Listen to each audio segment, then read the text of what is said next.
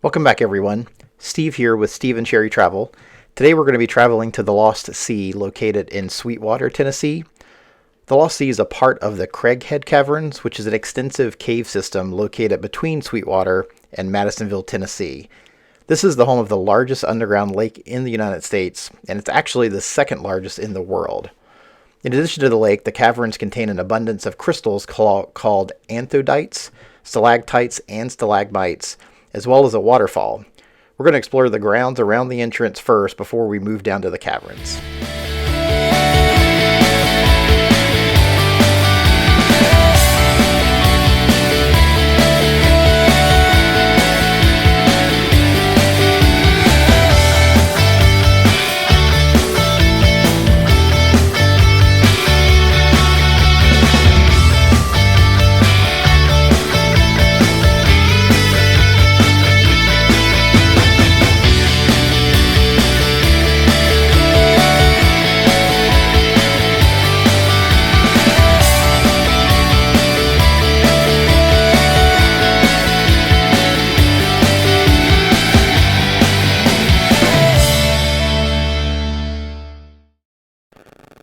Walking around the grounds outside, you can see they have several different activities that's great for kids or for those that are kids at heart. There's gem mining right near the front. There's also this wishing well that you walk up on. This wishing well also benefits a local charity. So if you do stop to throw some money in, it does go to a good cause. As you walk through, you can kind of see some of the other buildings and things that are in behind it. The first thing you come to is the gift shop.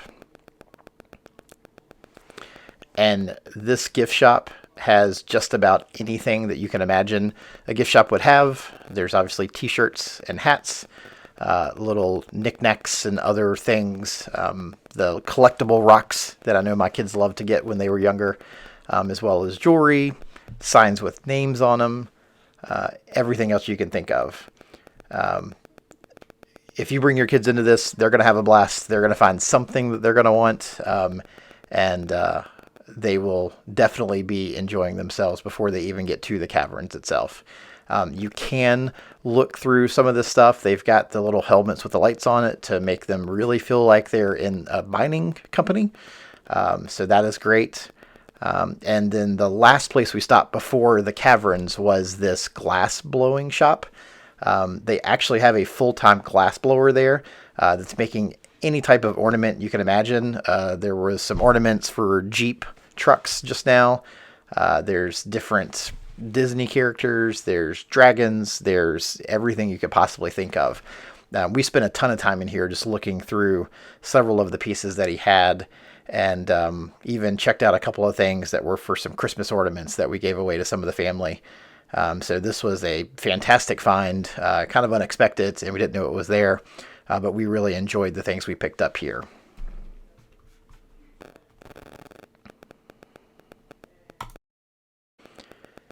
And without further ado, we now head over to this building, which is the building that actually leads down into the cavern, so we can actually start our descent down to the Lost Sea to go check that out.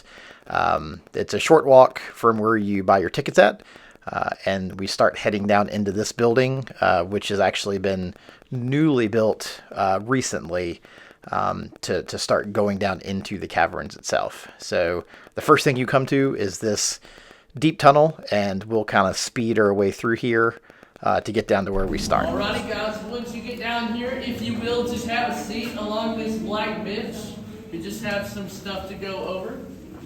Alright, well thank you guys so much for coming. Welcome to the Lost Sea. My name is Zach. I'll be y'all's tour guide today. Now we are about to be taking a 3/4 of a mile round trip walk and a boat ride across a 4.5-acre lake. Now the first half a mile down is going to be a gradual decline of 140 feet, and the last 1/4 of a mile back up is going to be a gradual incline of 140 feet. But we will have 3 rest stops on the way back up, so don't worry about walking constantly. We will stop a lot, but it is not that much of an easy walk. So does anyone want to back out before we get going?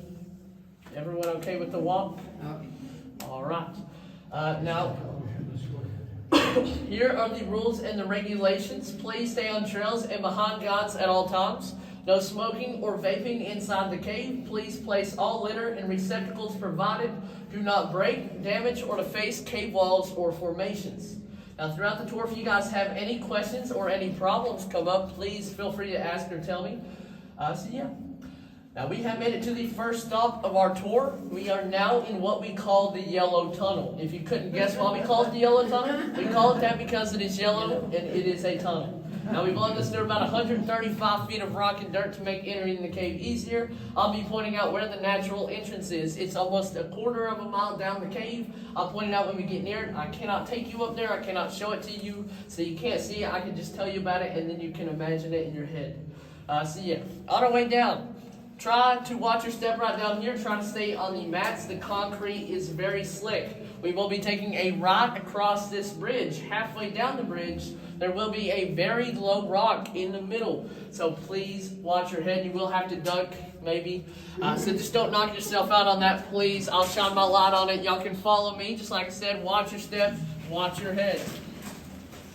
Elevator before we start moving. Oh, no. You're alive. Do we have a big elevator? No, we don't have an elevator. I'm just kidding. Oh, no. I'm getting upset. No. But right back here, we do have the Cascades. Now, they are the first and the prettiest formations that you will see on this whole tour. Now, that white rock down there, that is called flowstone. It is made up of calcium carbonate. The amber-colored formations directly above it, that is called drapery. That is made up of iron oxide. Now, we also call that cave bacon. Now, I'll show y'all why we call it cave bacon when I turn these lights off. Looks like bacon. Right, I'll let y'all take a look or take pictures. Now, I know we just got down here, but there's only one way.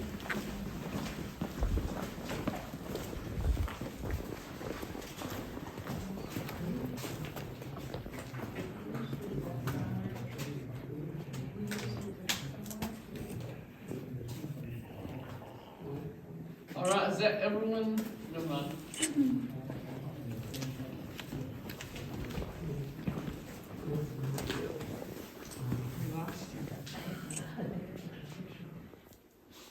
All right, is that everyone back there? Yes. All right, so right up here, this is what we call the Veil of Tears. They're called that because they are active to hold the majority of anthracite. Now, like I said, they are the rarest in the world. They are the reason that we are a natural landmark. They have a growth rate of 1 cubic centimeter per 1,000 years. They also have a fine, though, of about $5,000 a cubic inch that is destroyed. So as we're going under this rock, please watch your head and do not touch any of the cave flowers that you see above you. They are very expensive, but these just so happen to be inactive. Now that white stuff around it, that is called calcium. Calcium is what they grow and what they feed off of. Now we have a bunch of calcium all around the cave, so we also have a bunch of anthracites. Now on the back side of the rock, as soon as we come out from under it, you are going to have to turn around to see them, but there will be some active anthracites. It's best if you stick towards the right-hand side near the railing. No, they're just formations. It's just kind of a mineral deposit. It's like stalactites, but instead of stalactites, they don't drip, they dissolve. Okay. That's what makes them kind of crystalline.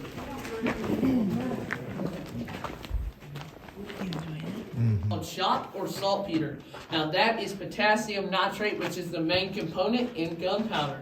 And they would put the saltpeter in here along with bat poop, then pour boiling hot water on top of it. It would then leach into that pot right there. While it was in the pot, they would call it mother's liquor. And they would add a few things such as potash lye and tree bark. It would then start to kind of form crystals. They would send those over to refineries to be crushed and made into gunpowder. So this area right behind me, this is the reason that we are a Civil War trail marker.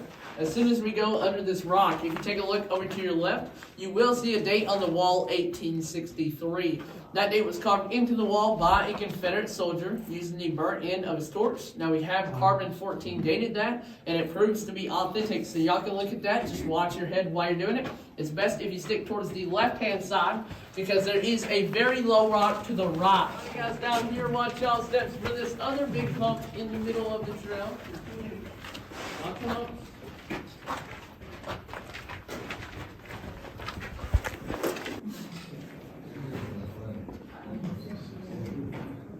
All right, right, over here to the left is what we call the sand room. Now, this is the only room in the entire cave that is not made up of red kill clay. This right here is made entirely of sand. Now, back during the early 1900s, settlers would bring their meat and vegetables down here and bury them in the sand to preserve them. They would last about 2 weeks longer down here than they would on the surface. And if y'all look directly above the sand room, not at all that graffiti, don't worry about that, but at those ridges along the wall.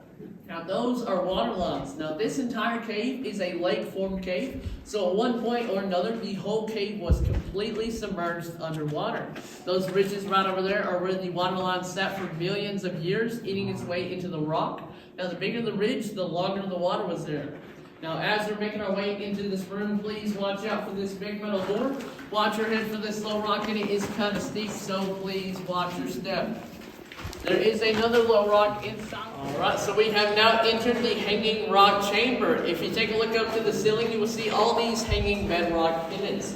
These were all formed when the water crashed through that door we just came through. It landed into this room and then caused a massive whirlpool.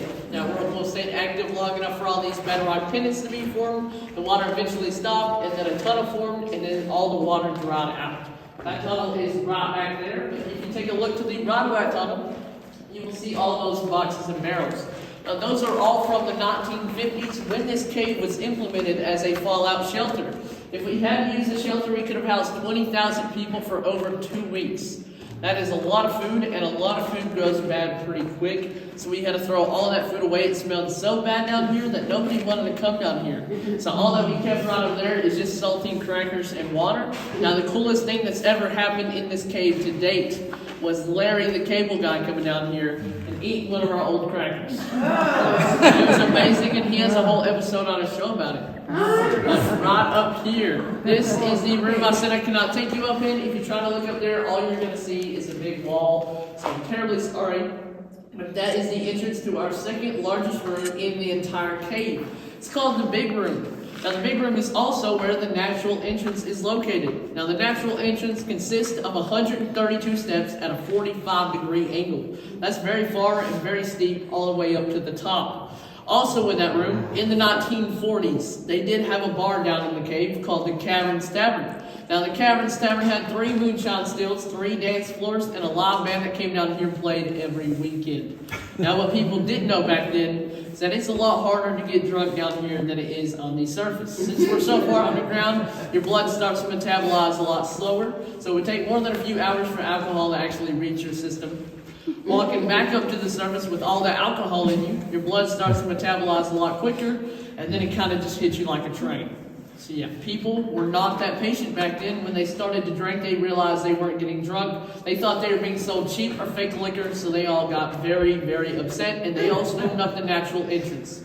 As we like to say, the higher they got, the higher they got. They fell right back down, taking out everything and everyone behind them, sending them right back down into the bar. That bar was only open for a good 2 weeks. Closed just 2 weeks after it opened due to lack of business. You can probably tell why. It wasn't a very big hit around here whatsoever. But also in that room, not too far away from the bar, just 10 years after the bar shut down, 1950, archaeologists came down here when they stumbled across a 90-foot pit called the Cat Chamber. When they looked down inside the cat chamber, they found the remains of a Pleistocene-era jaguar. This jaguar would have been 8 feet long, not including the tail, and just about 500 pounds if it were still alive today. Now, they sent those remains up to the Natural History Museum in New York, where it is still on display today. And we do have a smaller replica of his head up in the lobby, if y'all want to go check it out after our tour. Now, I do have to give you guys another warning. I am about to turn the lights off, so if you guys have any phones, flashlights are long, 150 feet wide and 35 feet high. Now, it's not the KILL room, it's the KEEL room because of all the red kill clay that we've been walking on this entire time. Now, speaking of red things, that big red glowing hole right back there, that is what we call the devil's hole. It is said that if you've been very, very bad and you look down that hole, you will see the face of the devil staring back at you. Let's look at my picture here.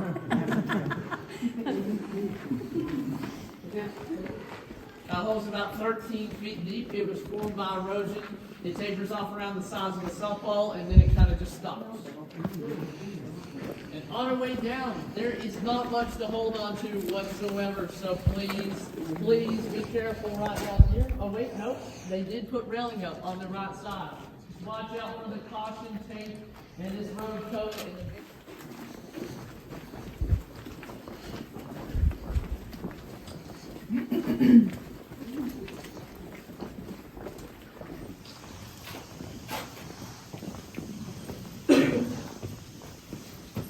Well, I do have another warning for y'all. Now, this part that we're looking down, this is our farthest, steepest part of the whole tour. So if you don't feel like you can make it or you just don't want to try, you are free to wait right up here at our first rest stop. Now, you will have to wait about 20 to 25 minutes for us to come back up, and you will miss out on the boat ride. But like I said, if you don't feel like you can make it, please don't try.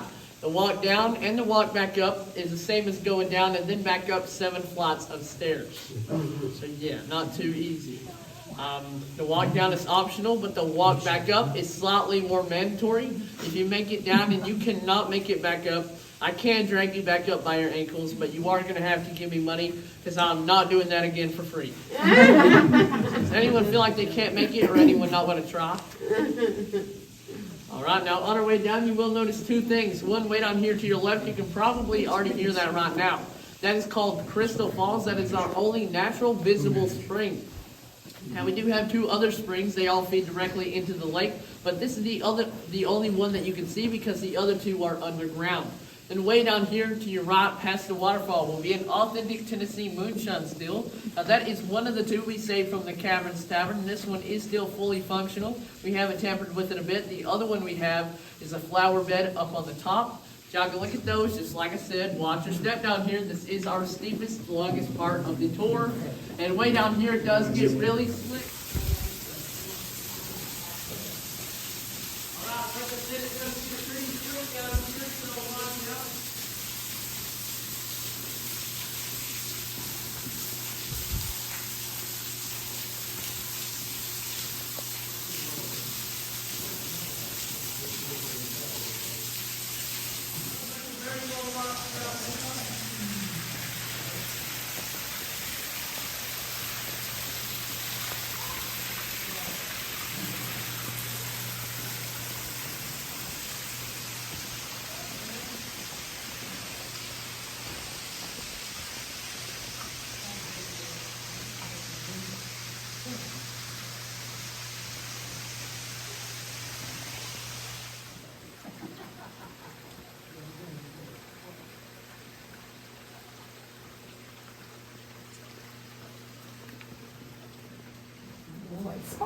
In some places.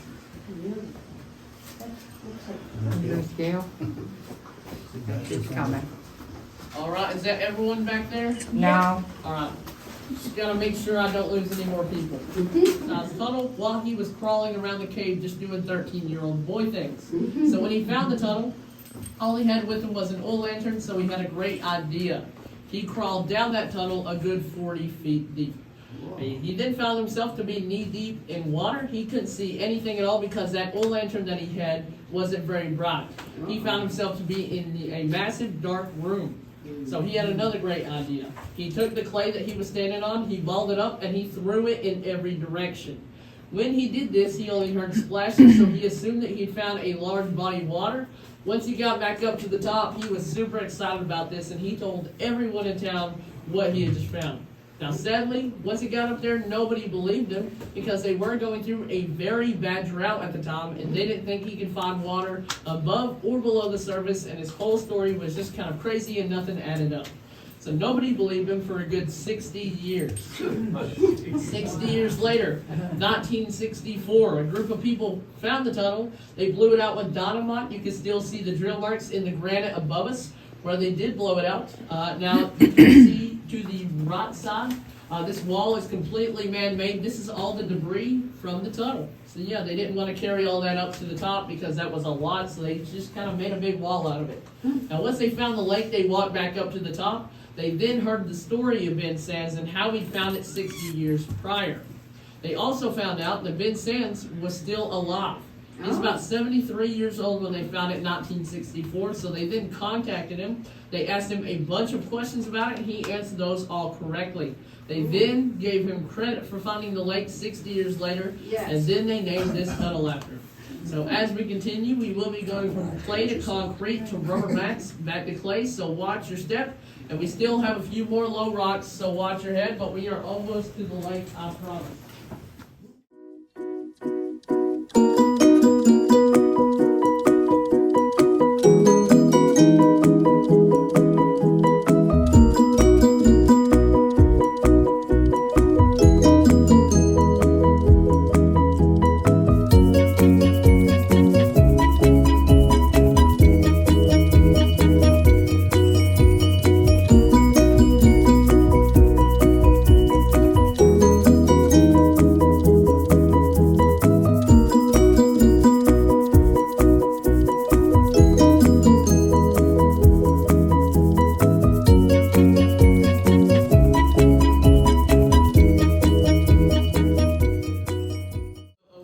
So this first one, not really a rule, it's more of a warning. Now this is a floating boat dock, and surprisingly these are also floating boats. They will rock and shift with your weight back and forth when you step on and off them. So please do not be scared when that happens, because that is supposed to happen. And then when you're about to step onto the boat, there might be a gap that forms in between the dock and the boat. Try to step over the gap, not in it, because in the gap, 56-degree lake water, you do not want to go in there, I promise. Now while we're on the boat, don't dangle anything off that you want to leave with, such as but not limited to hats, keys, phones, flashlights, cameras, small children, hopes and dreams.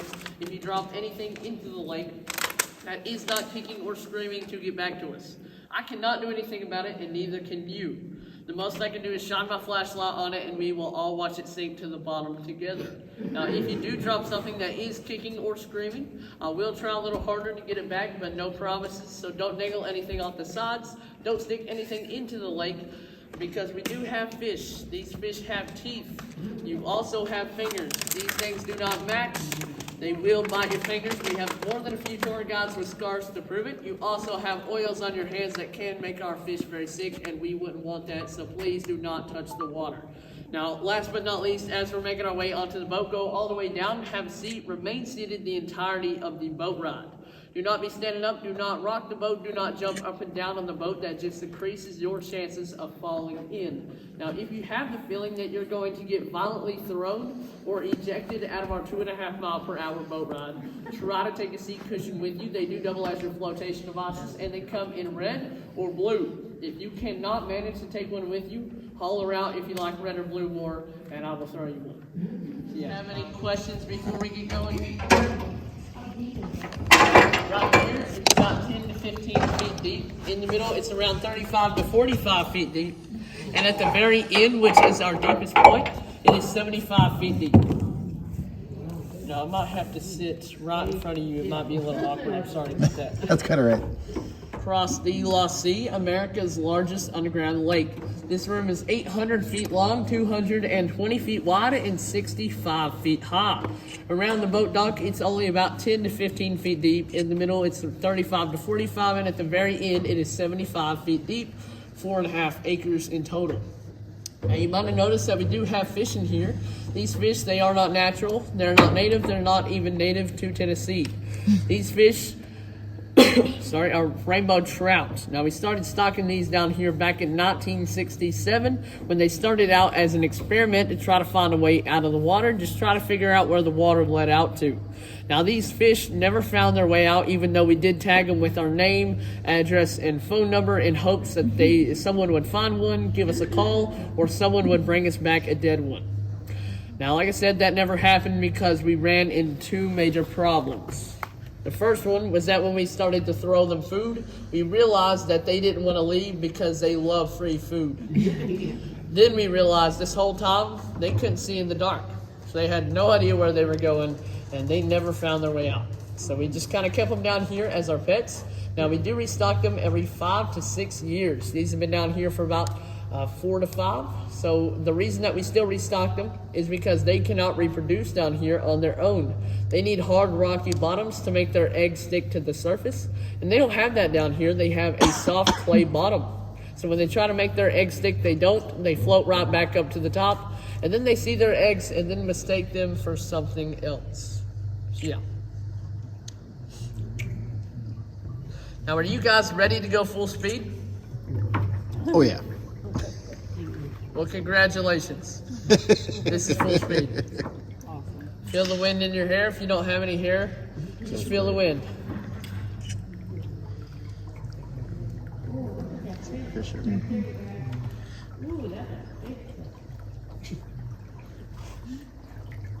73. That group of divers found an 800-foot-long tunnel, 30 feet beneath the surface, right in this area to my right over here. Now, they didn't know what to expect, so they only brought down 800 foot of lifeline. Like I said, that tunnel was 800 feet long. So when they reached the end of that tunnel, they couldn't go any farther. They were kind of just stuck sitting there. They found themselves to be in the entrance of a massive room. But once they got into that room, they did cause a pressure change, which made clay sediment and rocks from the ceiling to fall off into the lake, which made it way too murky and too dangerous to go down there. So instead of sending people, they eventually sent sonar pulses back down. Now, they figured out that the room was 9.5 acres. That is over twice the size of the room that we're in right now. This one's only 4.5. So technically, the lake room is 15 acres in total. It is our largest room in the La Sea and America's largest underground lake. So yeah, do you guys have any questions before we reach the fish feeding area? Can you fish out here? I'm sorry? We saw a big one. Can you fish? Yeah. We do have a fishing tournament every year on February 31st. Oh really? Yep. I'm just kidding on that one. I do have to clarify afterwards, that is a joke. We've had a lot of people go up and ask for the fishing tournament, and it might not be, a very good joke. The managers don't quite like it, so yeah. Just don't go up there asking for the fishing tournament, please.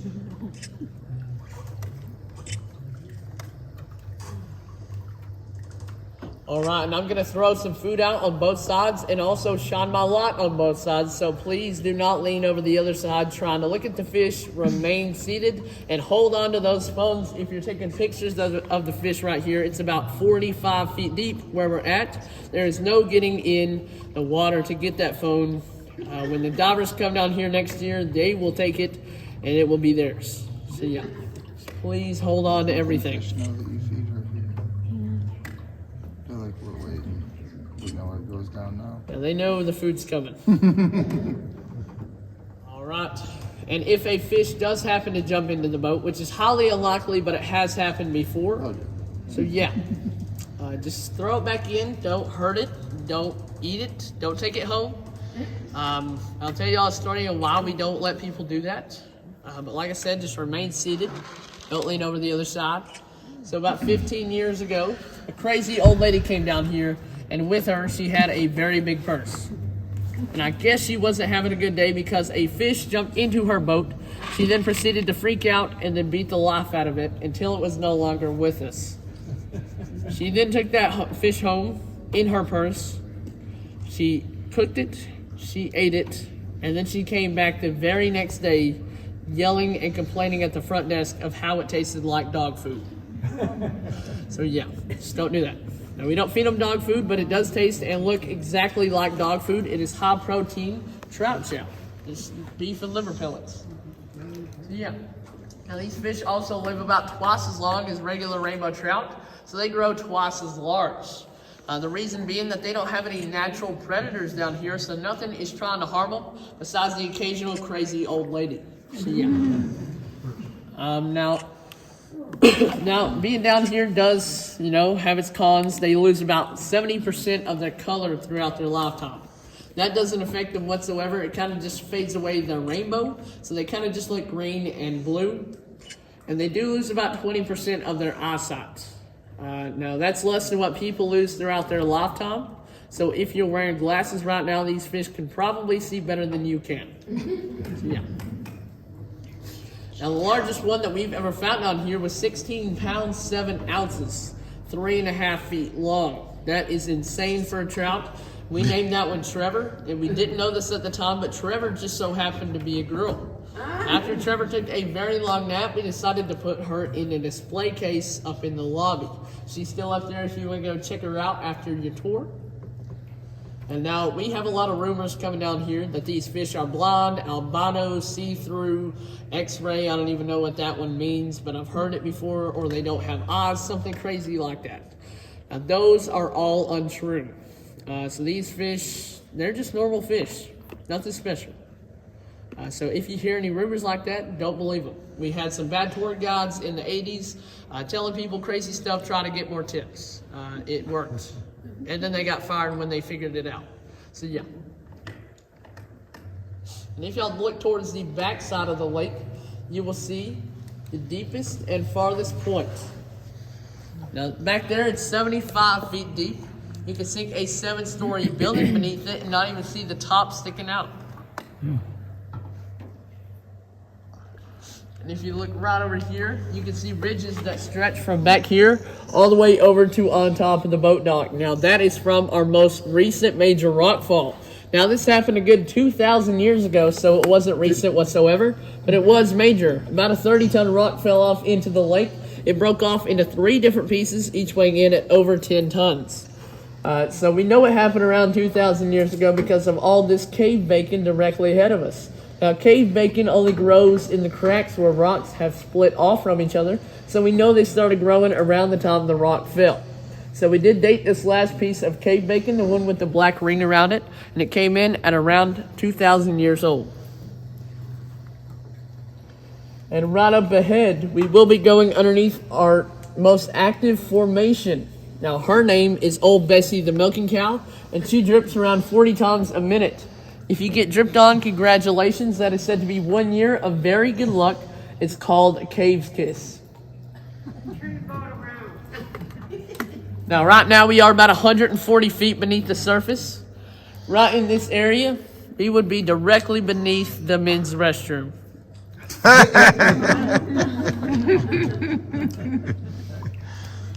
Congratulations, guys.